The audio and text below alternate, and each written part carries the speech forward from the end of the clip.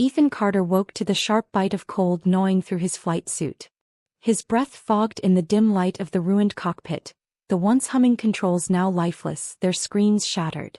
Outside, an unrelenting wind howled over the wreckage, whipping snow and ice into a swirling white abyss. The ship was dead. He was stranded. Pain flared along his ribs as he unbuckled himself, his muscles stiff from the impact. His fingers, already numb, fumbled for the emergency supply kit. He had to move, assess the damage, secure shelter, find a way to survive. The planet was an ice-covered wasteland, the kind that killed unprepared travelers in hours. A sound behind him, low, deliberate movement. Ethan turned sharply, instincts bristling. A figure slumped near the bulkhead, half buried under debris. Tall, lean, and unmistakably alien. Vanna. She was alive, though barely. Her obsidian armor, usually pristine, was cracked, exposing patches of smooth violet skin marred by frostbite. Her breathing was labored, each exhale releasing a faint mist. He hesitated. Zuri warriors were dangerous even when wounded, their species known for their rigid honor code and lethal combat skills. But leaving her to die wasn't an option. He crouched beside her, pressing 2 fingers to her neck. Still warm. Aravanna, he called, shaking her shoulder. Come on, stay with me. Her eyelids fluttered open, revealing eyes the color of molten gold, their usual sharpness dulled. She assessed him, then the ruined ship, her gaze landing on the gaping hole torn through the hull. Ice had already begun creeping inside, claiming the space with a quiet, deadly patience. We are alive, she rasped. For now, Ethan muttered, pulling a thermal blanket from the supply kit. He wrapped it around her shoulders, but she shivered violently beneath the thin material. The cold was getting worse. He forced himself to his feet, ignoring the protest in his ribs. We need to seal off this section before we freeze. Together they scavenged through the wreckage. Every movement sent pain lancing through Ethan's side, but he pushed through. He found a half-functioning power cell and rigged it to the emergency heat panel. A weak glow flickered to life, barely enough to take the edge off the frigid air.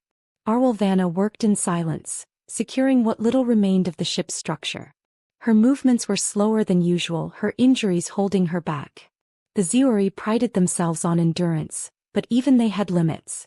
She wouldn't admit it, but she was close to hers. By the time they finished, the temperature had dropped even further. The wind outside was merciless, battering the wreckage with the force of a living thing. The ship's insulation was failing. Soon it wouldn't matter what they did. Vanna slumped against the bulkhead, her breaths coming in uneven puffs of mist. This cold is unnatural. Ethan sat opposite her, exhaustion seeping into his bones. No, just merciless. For a long moment neither of them spoke. The distant storm raged outside, snow piling against the hull. The dim glow of the heat panel barely kept the frost from creeping in. Then Vanna shifted. Too cold. She met his gaze, voice steady despite the tremor in her body. We must share one bed. Ethan blinked, sure he had misheard. She gestured to the insulated survival pad, barely large enough for one person let alone 2. It is the only logical course, she continued. You produce more body heat than I. If we do not act, we will not last the night. The pragmatism in her tone did nothing to lessen the awkward weight settling in his chest. He rubbed the back of his neck, considering the alternative. There wasn't one. With a resigned sigh, he nodded. Fine. But no stabbing me in my sleep. A faint flicker of amusement crossed her face, so brief he almost missed it. They arranged themselves on the survival pad, forced into uneasy proximity beneath the thermal blanket. Vanna's body was rigid at first, her muscles tensed with the same wariness Ethan felt. Slowly, as the minutes stretched, the cold's relentless grip forced them to relax against each other. Her skin was impossibly cool even through the layers of fabric. Ethan tried to ignore the way her breathing evened out, the way her heartbeat thrummed softly against his arm. This wasn't comfort. This was survival. Still, as the storm raged outside, their shared warmth the only barrier between life and death, Ethan couldn't shake the feeling that something fundamental had shifted. The night passed in uneasy stillness, the wind outside howling like a living beast against the fractured hull. Ethan woke first, muscles stiff, his breath fogging in the dim light of their dwindling heat source. The air had grown even colder, the warmth they'd shared barely enough to fend off the creeping frost. Arlvanna still lay against him, her breathing steady, though the tension in her body had never fully faded. Even in sleep she remained a warrior, always prepared for the next battle. Ethan carefully shifted away, testing his limbs. The bruising along his ribs had worsened, but there was no time to dwell on it. He scanned their meager supplies. Rations for 2 days, half a canister of emergency fuel and a failing heat panel. Not enough. They needed a solution, and soon. Arlvanna stirred, golden eyes flickering open. For a moment she simply observed him, as if cataloging his presence before fully acknowledging it. Then without a word she sat up and stretched, wincing at the movement. "You're still alive," Ethan muttered. She gave him a look, unimpressed. "And you are observant." He smirked, but the humor faded quickly. "We can't stay here. The power cell's dying, and once it does, this wreck becomes a tomb." She considered this, her gaze shifting toward the torn hull where frost had begun its slow invasion. "Agreed. We require heat. Shelter. A means of survival." Ethan ran a hand through his hair. "There's got to be something nearby. The ship's scanners were detecting underground thermal readings before we went down. If we can find a vent." "A geothermal fissure," she interrupted, nodding. "Yes. That would sustain us." He exhaled sharply, pushing to his feet. "Then we need to move." Packing what little they could carry, they stepped out into the frozen wasteland. The wind sliced through their layers, a near-physical force that made every step a battle. The landscape stretched endlessly in all directions, white, jagged ice formations piercing the sky like frozen blades. The sun, weak and distant, cast no warmth, only pale light that did little to soften the planet's merciless grip. They walked in silence, their breath pluming in the bitter air. Arlvanna moved with deliberate precision, her gaze scanning for threats. Even wounded, she carried herself like a predator, controlled, calculating. Ethan, though experienced in survival, found himself unconsciously mirroring her movements, instinctually trusting her perception over his own. Hours passed.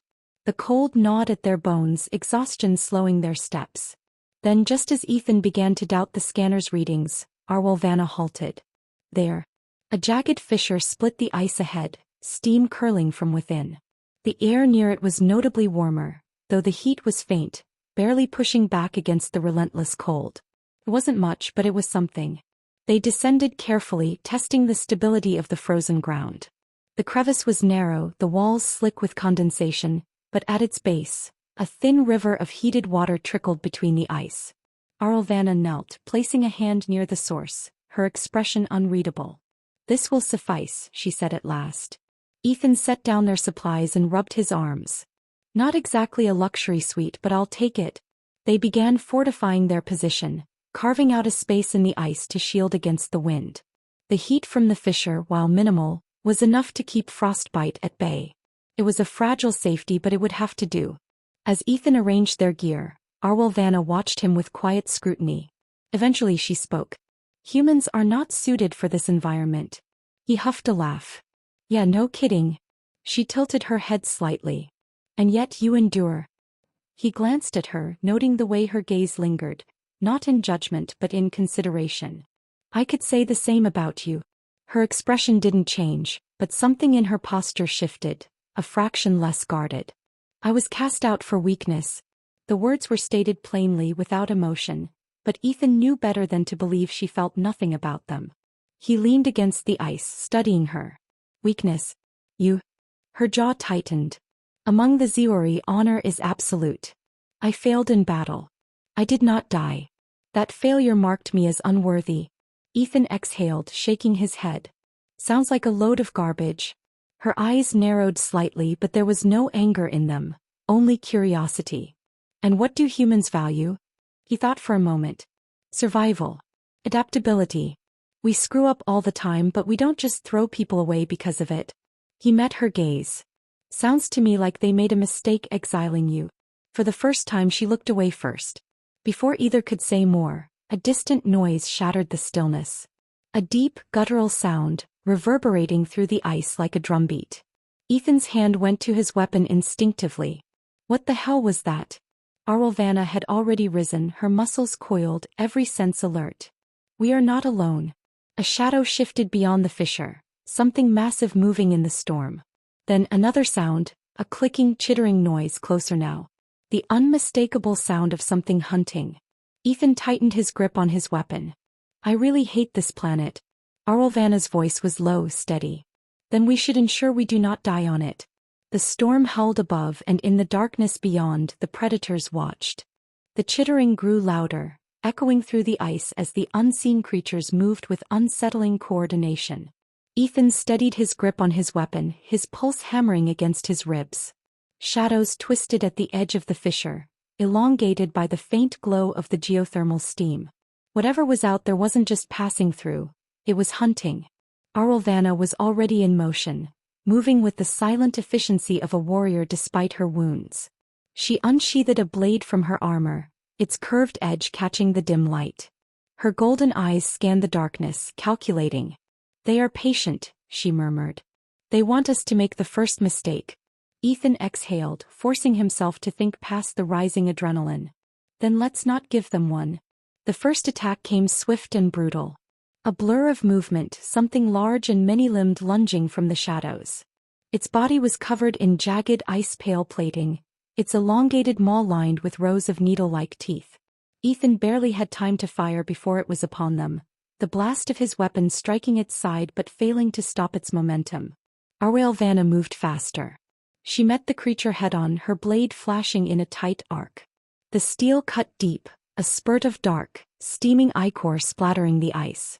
The creature screeched, limbs thrashing, but she pivoted, driving the blade in further before twisting sharply. The body spasmed once, then fell still. Another chittering call rang out, and more shapes shifted in the darkness. Ethan cursed under his breath. They were waiting to see how we'd handle the first one. Arulvana wiped the blade clean against her armor. Now they know. The creatures did not hesitate this time. They surged forward, their bodies a seamless blend of predatory grace and brutal force. Ethan fired again, the plasma rounds lighting up the cavern in bursts of blue. One beast fell, its plated skull caving under the blast, but another closed the distance, striking him hard across the chest. He hit the ice with bone-jarring force, the air knocked from his lungs. Claws raked across his shoulder, sharp and unforgiving. Then, before the killing blow could land, Arulvana was there. She drove her blade into the creature's exposed throat, a precise, lethal strike. Collapsed instantly, twitching once before going still. She hauled Ethan to his feet without ceremony. You are slow, she said. And you're welcome, he shot back, wincing at the burning pain in his shoulder. The creatures hesitated now, circling, reassessing. Arulvana exhaled, her grip tightening on her weapon. They will attack again. Ethan adjusted his stance, rolling his injured shoulder. Then we give them a reason to regret it. The next charge was more erratic, less coordinated. Whether it was desperation or an attempt to overwhelm, Ethan didn't know, but he took full advantage of the opening. He fired rapidly, his shots precise. The ice beneath them became slick with dark blood. Arulvana was a blur of motion, her blade an extension of her will. She fought like a creature born for war, fluid, relentless. The two moved together now, instinctively covering each other's blind spots, every strike and shot measured to ensure survival. Then, just as suddenly as it had begun, the cavern fell silent. The remaining creatures retreated into the darkness, their wounded shrieking as they vanished. Ethan didn't lower his weapon until long after the last echo had faded. He exhaled heavily, muscles screaming in protest. Tell me that was the last of them. Arulvana didn't answer immediately. Her gaze lingered on the shadows, her breathing steady despite the toll of the fight. Finally, she sheathed her blade. For now. He glanced at her, noting the way she stood, blood, both hers and theirs, streaked across her armor. She should have looked victorious. Instead she looked reflective. We should move, she said at last. Before they return in greater numbers. He nodded, dragging a hand through his hair. Agreed. But to where? We still don't have a way off this rock. Arulvana turned, retrieving a small device from the wreckage of her armor. It flickered weakly, its signal distorted but recognizable. A distress beacon, Ethan realized. She met his gaze. It activated when we fought. His lips parted, then closed. He wanted to believe it was coincidence, but he wasn't sure he did. And you didn't tell me? She tilted her head slightly. Would it have changed anything? He let out a short, breathless laugh. Unbelievable. A faint hum filled the air, distant but growing. Ethan looked up just in time to see a small, dark shape cutting through the storm above, the silhouette of a ship descending. His pulse quickened. Rescue. Arwelvanna remained still as the vessel neared, her expression unreadable. Ethan turned to her, realizing what he should have understood before. They're not Zuri, are they? He asked. No, her voice was quiet. They are neutral. Mercenaries most likely. They will offer us a choice. Ethan hesitated. And you? Her gaze was distant, unreadable. I was exiled, Carter. My past cannot be undone. He frowned. So what? You just keep running? She exhaled, then for the first time met his eyes fully. No. I find another path. The ship touched down, its doors opening with a low hiss. Figures stepped forward, weapons lowered but wary. Arwelvanna straightened, squaring her shoulders. Ethan did the same. As they stepped forward into the unknown, he found himself glancing at her once more. Your warmth saved me, she said suddenly, voice quiet but firm. He smirked. You're welcome to share my bed anytime.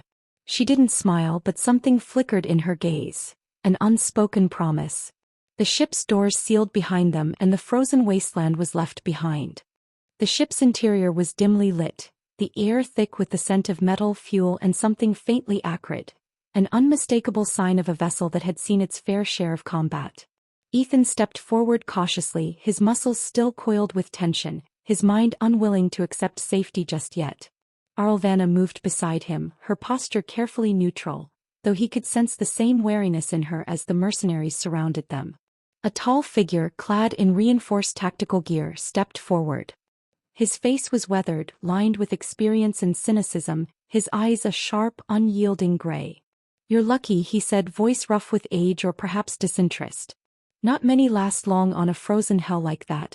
Ethan exhaled, still feeling the bite of the cold in his bones. Trust me, it wasn't by choice. The man's gaze flicked to Arwelvanna, lingering for a fraction longer.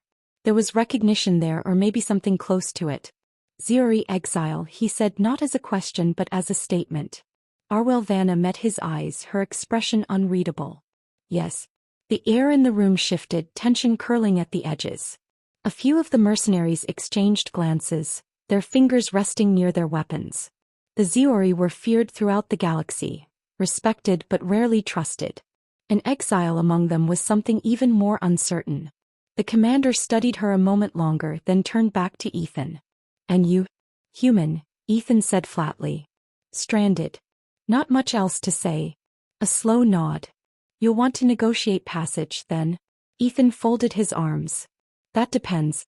Where are you headed? The commander smirked slightly. Wherever the highest bidder sends us. Of course. Mercenaries never moved without profit in mind.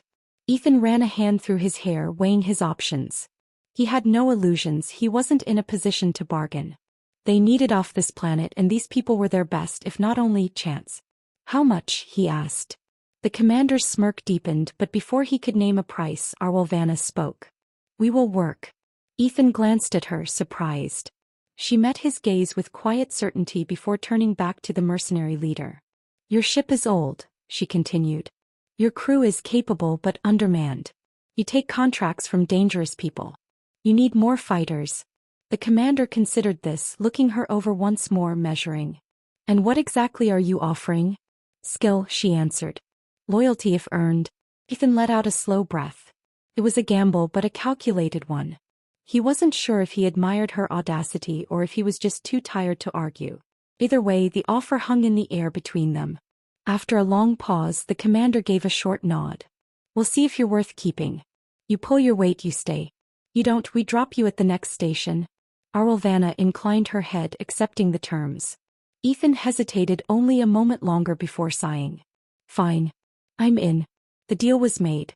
The mercenaries led them deeper into the ship, past rows of equipment, weapons, and the unmistakable hum of an engine that had seen better days. Their quarters were small, barely more than metal bunks and storage lockers, but they were warm. That alone made them feel almost luxurious after what they had endured. Ethan sat heavily on the edge of his bunk, rubbing his temples. I can't believe I just signed up for mercenary work. Across from him, Arulvana examined a small blade she had taken from her belt, running a careful thumb along its edge. You would rather be dead? He let out a dry chuckle. That's not the point.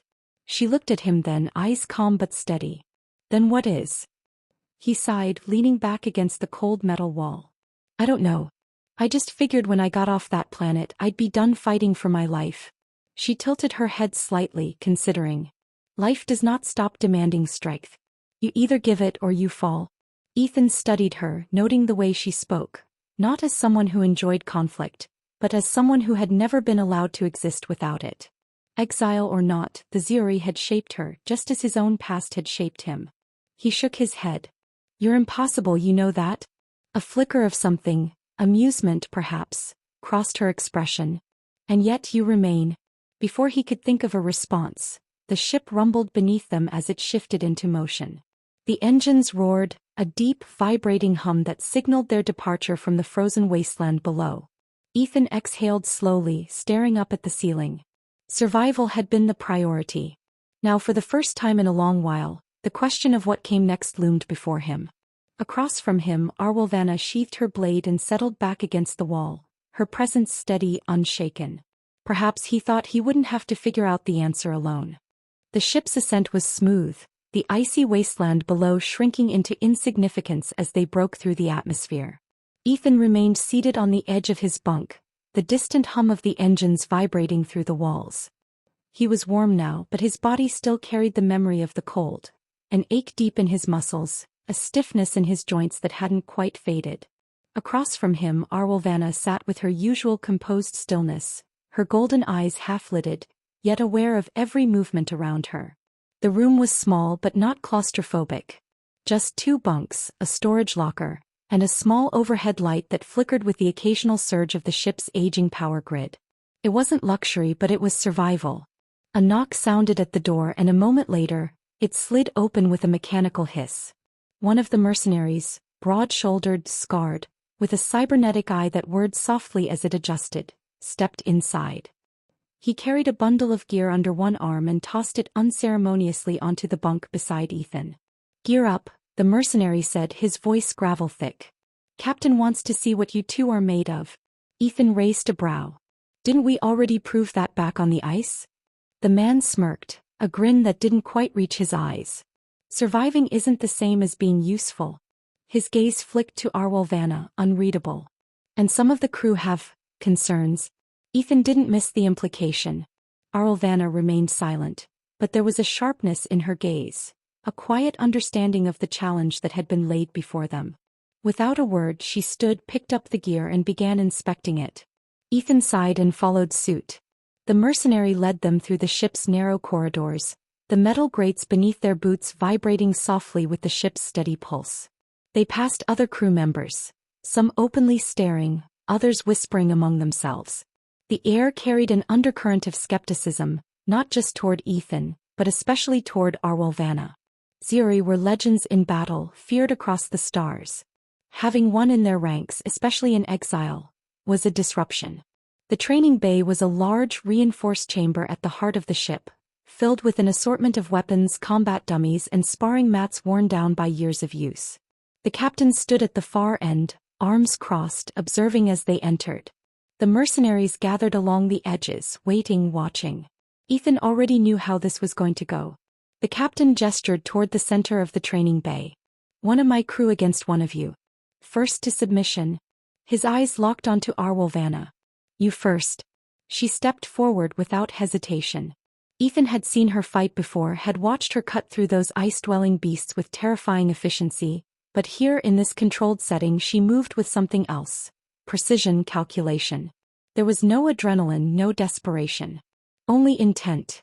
Her opponent was nearly twice her size, a thickly built mercenary with reinforced cybernetic arms and a confident smirk. He thought he had the advantage. He didn't. The moment the fight began, Arulvana moved like liquid steel. She sidestepped his initial strike with effortless grace, using his own momentum against him. A flick of her wrist sent him sprawling, and before he could fully recover she had him pinned, her forearm pressed against his throat. It was over in seconds. A silence settled over the bay, heavy with unspoken acknowledgement. The onlookers shifted, their skepticism cracking. The captain nodded, expression unreadable. Not bad. Then his gaze flicked to Ethan. Your turn. Ethan sighed, stepping forward. His opponent was leaner than Arwell Vanna's, built for speed rather than brute strength. This fight would last longer. The mercenary lunged first, fast, testing him. Ethan dodged barely and countered with a sharp jab to the ribs. A grunt of pain. Encouraging. But the mercenary recovered quickly, sweeping Ethan's legs out from under him. Ethan hit the mat hard, breath knocked from his lungs. He rolled just in time to avoid a follow-up strike, twisting his body into a counterattack.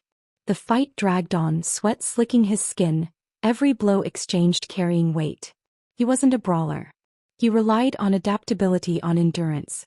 He wasn't winning outright, but he wasn't losing either. Then an opening, small but enough.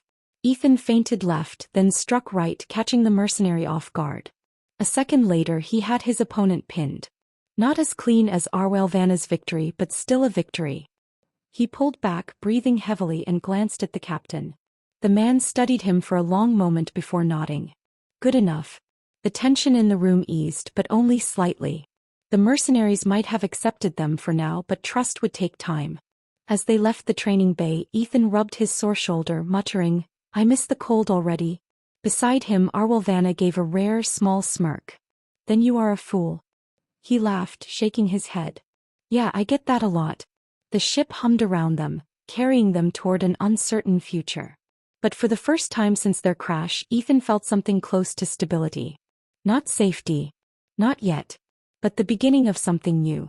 The ship drifted through the void, its aging hull groaning softly under the strain of sublight travel. Ethan sat in the dimly lit mess hall, rolling a metal cup between his fingers, his gaze unfocused. The hum of the ship, the occasional murmur of distant voices, it all blended into the kind of quiet that only space could provide. Across from him, Arwell Vanna sat in her usual stillness, her hands resting lightly on the table's surface. She had barely spoken since their trial in the training bay, but her silence wasn't the kind that made Ethan uneasy. It was measured, purposeful, like everything she did. Footsteps approached, heavy and deliberate. Ethan glanced up as the captain strode into the room, his expression neutral but his presence commanding. He dropped a data pad onto the table between them. Your first job. Ethan picked up the pad, scanning the contents. A supply run, supposedly simple, but he knew better than to trust easy jobs. The location was a remote trade station orbiting a dying red dwarf, a place where transactions happened in shadows and every conversation came with an unspoken threat. Escort duty? Ethan asked, raising a brow. The captain nodded. Cargo's valuable and we're not the only ones who want it.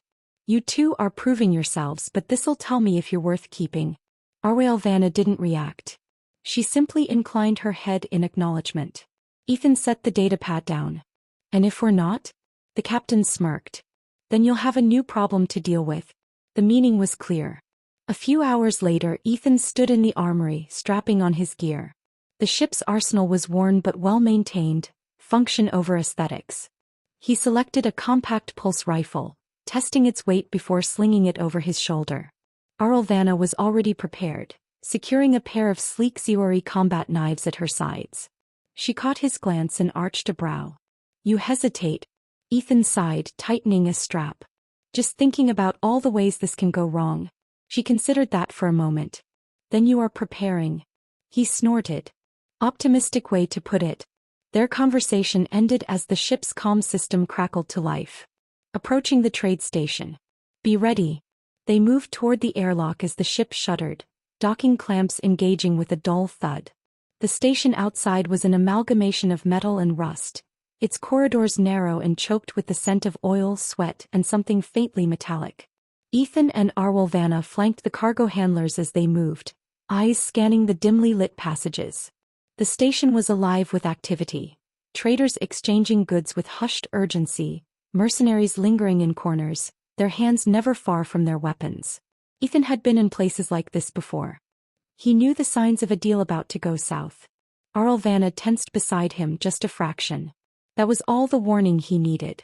The first shot rang out, striking the metal crate in front of them. The cargo handlers scattered, shouts echoing through the station. Ethan dove for cover, pulse rifle snapping to his shoulder as he scanned for hostiles. 3 attackers moving fast, their weapons trained on the shipment. Pirates most likely. Desperate but well-armed. Ethan fired first, forcing them to scatter. Arwolvanna moved like a shadow, weaving through cover with fluid precision. A blade flashed in the dim light, and a strangled cry followed as one of the assailants fell. The remaining 2 hesitated, long enough for Ethan to take his shot. The blast struck true, sending one crumpling to the ground. The last turned to run. Arwolvanna didn't let him. She caught him before he reached the exit, wrenching his arm behind his back and driving him to his knees. He struggled, panting, but the sharp edge of her blade against his throat stilled him. Ethan approached, pulse pounding. "Who sent you?" The man spat blood, glaring. "You already know." Ethan exchanged a glance with Arwolvanna. He had a suspicion, but hearing it confirmed wouldn't make him feel any better. She pressed the blade just slightly harder. "Speak."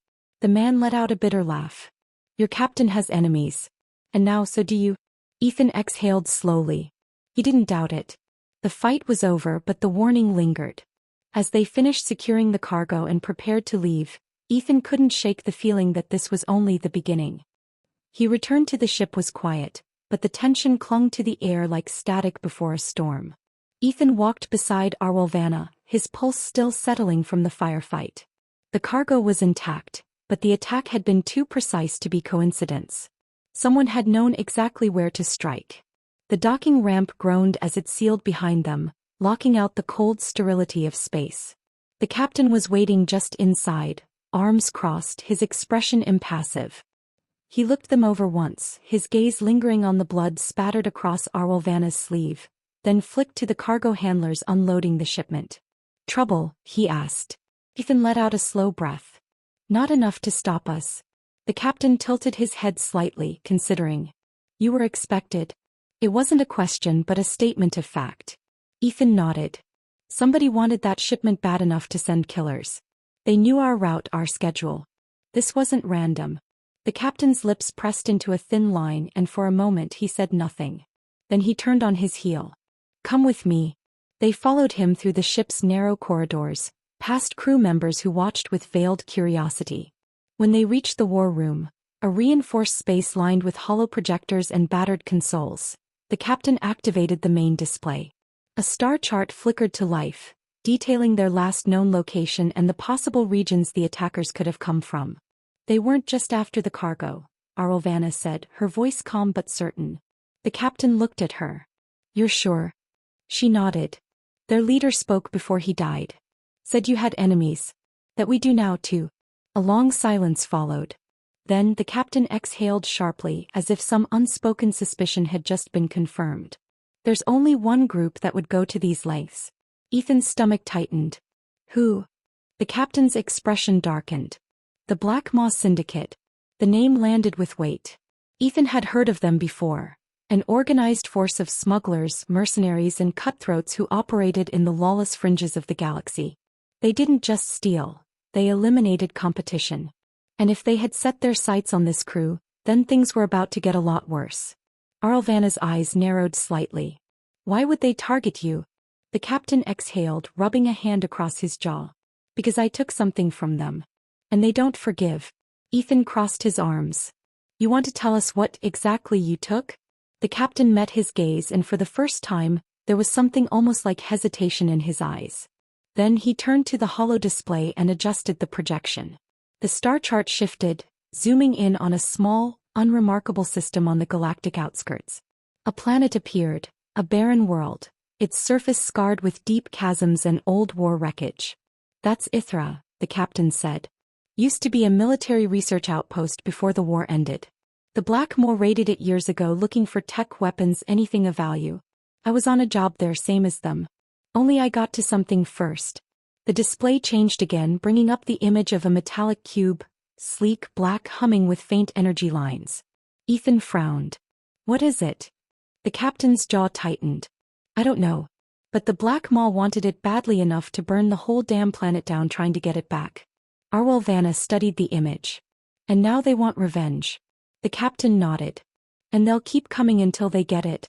A heavy silence followed. The implications were clear. This wasn't just about stolen cargo anymore. The Black Maw was hunting them. Ethan sighed, running a hand through his hair. So what's the plan? The captain's smirk returned, but there was no humor in it. We stop running. Ethan exchanged a glance with Arwolvanna. Things were about to get a lot more dangerous. The ship's engines hummed with a steady rhythm, vibrating through the metal floor beneath Ethan's boots.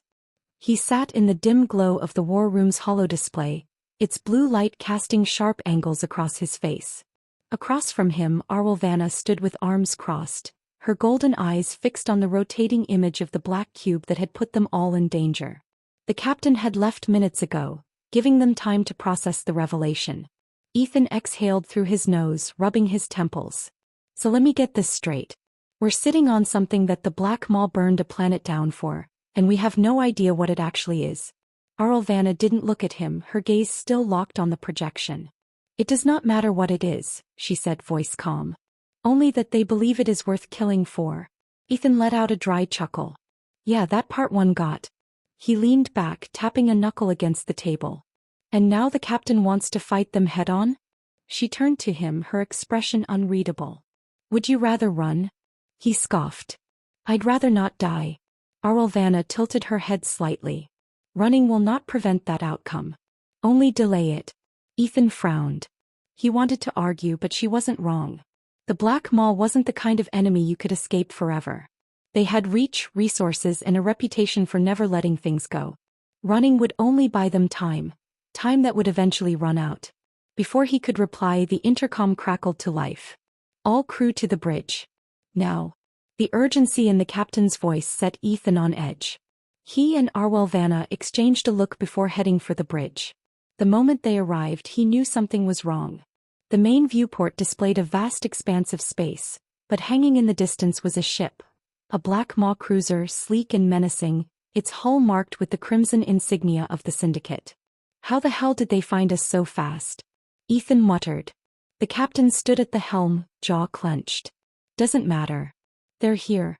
A transmission request flashed across the control panel. After a tense pause, the captain accepted it. The screen flickered, revealing a figure wrapped in shadow, only faint glints of cybernetic implants visible in the dim lighting. A voice, smooth but laced with quiet menace, filled the bridge. Captain Vero.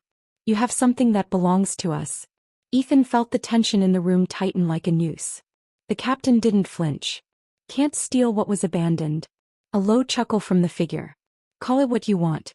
But you know how this ends. Silence. A long heavy pause. Then the figure leaned slightly forward, the glow of their augmented eye piercing through the darkness. Give us the artifact. Or we take everything. Ethan glanced at the captain, waiting for his response. But in his gut he already knew what it would be. The captain's fingers hovered over the controls. Then without hesitation he cut the transmission. Alarms blared immediately as the Black Maw ship powered its weapons. The fight had already begun.